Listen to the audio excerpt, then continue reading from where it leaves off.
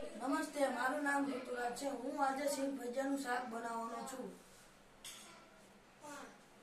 સૌ પ્રથમ આપણે ગેસ ચાલુ કરીશું.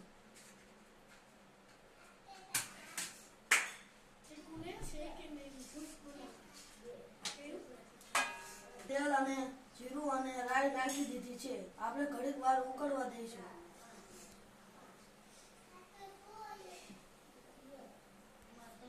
હવે આપણે મસાલાનો વઘાર નાખીશું. પછી આપણે આ કોરું પાણી નાખીશું.